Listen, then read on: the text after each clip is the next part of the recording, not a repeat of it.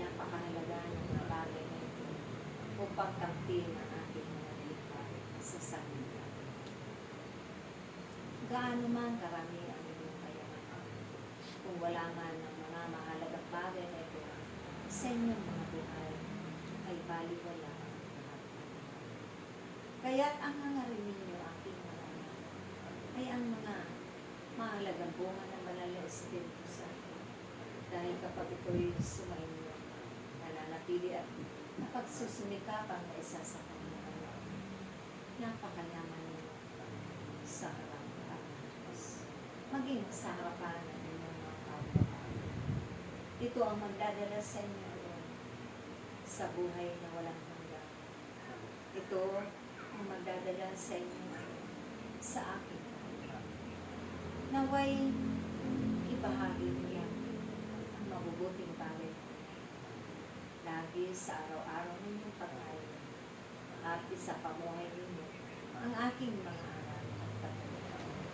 Kapag kayo'y nasanay na sa mabubuting bagay, tunay na nakaruto na kayo sa isa't isa na ating pinamamalaan dahil sa pamamagitan ng pagtitiwala po sa aking lungkot na kayong lahat ay kaniyang pangalagaan. Ingatan, ganun na siya'y nagpapalala. Naway kayo rin lahat, ganun din ang hangarin ninyo sa inyong mga kapatid, kapwa-tao, na silang lahat ay inyong mapag-inuturan ng buong puso, buong kagalakan, buong pag-ibig. Lagi ninyo silang ipanalangin, lalong-lalo na ang mga umuusig sa inyo, nagpaparatang ng walang katutunan. Dahil yan ang ginawa ng ating Lord. Hindi siya nagtanim ng lalong pagkon, hindi siya nagiganti sa lahat ng kasamaan niya. Pagkos, patuloy niya itong ipinanalangin sa pangalan upang nakamtan nila ang pagbabago buhay. Kaya't ang lahat ng ito ay mabibilang sa inyong kapalitan. Ipakita ninyo aking na kayo nga ay aking ipinalaga at pinili sa karamihan.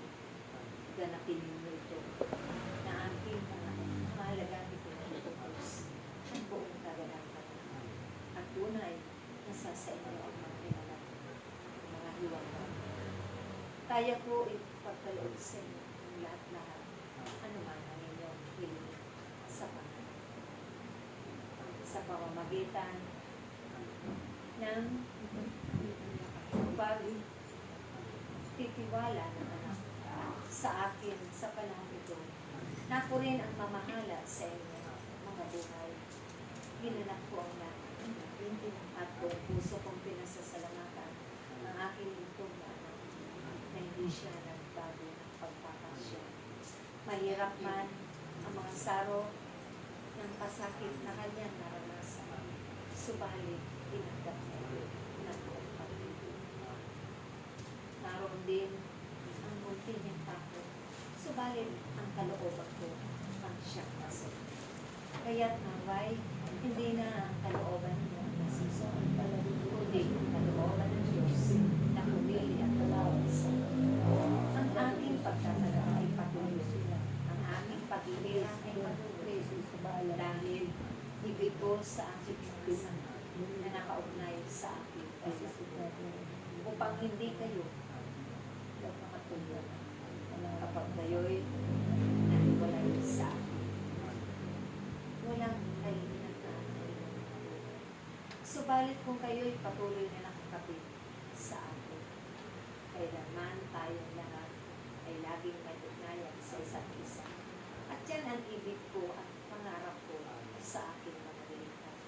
Ang hindi mawalay sa akin, ang hindi lumayo sa piling ko, ang hindi tumalikod kailangan. Dahil anuman ang inyong mga kailangan, ako yun. Anuman ang inyong mga kahilingan para sa kapwa, ako yun. Ako ang Diyos na mayaman na hindi nagbabago magmula hanggang katapusan.